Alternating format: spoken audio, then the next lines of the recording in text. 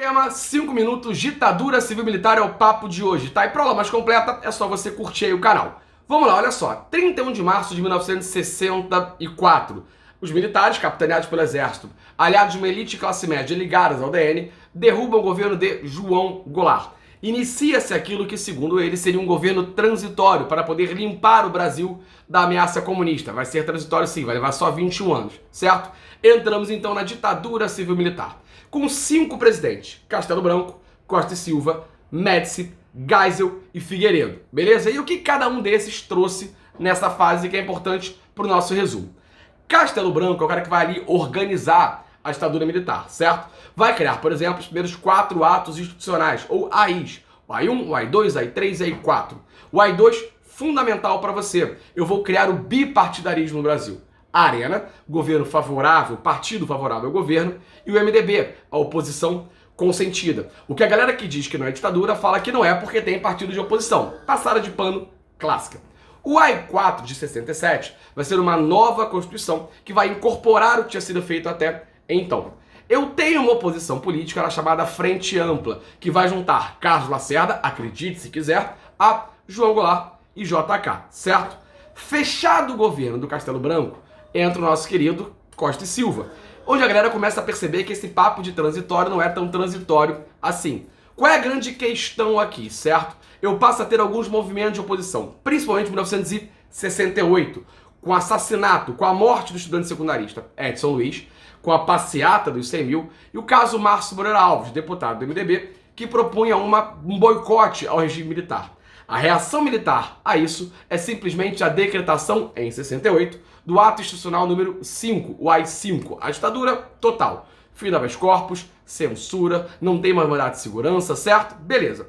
O que acontece? Costa e Silva sofre um derrame. Deveria assumir o vice, Pedro Aleixo, civil. Os militares não deixam. Entra Médici. E se o Costa e Silva criou o AI-5, o Médici coloca ele para funcionar. É a fase que você vai ter os grandes choques, as grandes revoltas, as guerrilhas urbanas e rurais. ALN, MR8, VAR Palmares, Guerrilha do Araguaia, certo? E a reação extremamente violenta também por parte do governo. DOPS, DOI-CODE.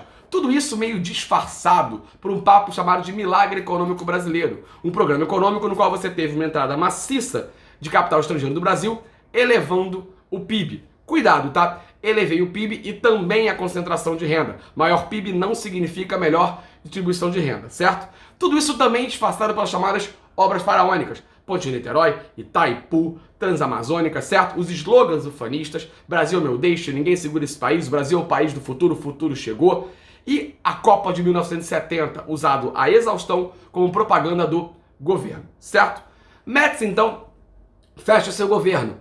Entra o nosso querido Geisel. E Geisel entra prometendo uma abertura lenta, gradual e segura. E vai ser lenta mesmo, tá? O que acontece então? Você tem, no campo econômico, eu tinha a crise do petróleo, o que vai gerar um problema do milagre econômico brasileiro. Geisel vai buscar fontes alternativas de energia, pro álcool, por exemplo, o acordo nuclear com a Alemanha. Em relação à política, eu tenho a criação dos senadores biônicos do pacote de abril, um terço do Senado escolhido diretamente pelo presidente da República. A Lei Falcão, propaganda eleitoral sem você poder falar. Eu tenho a morte do Vladimir Herzog e do Manuel Fel Filho, disfarçados como suicídios. Eu tenho o fim do AI-5, certo? Entra então Figueiredo, o último presidente. Um último suspiro da tigrada, que era mais violenta, o atentado do Rio Centro, em 1981. Mas eu tenho também o fim do AI-2. Vão surgir novos partidos. O MDB vira PMDB, a Arena vira PDS, vem PT, PDT, certo? Todo mundo. Eu tenho a lei da anistia, ampla, geral e restrita, para defender os torturadores que não poderiam ser então processados porque foram anistiados. Começam as diretas já, eleições diretas para presidente, certo?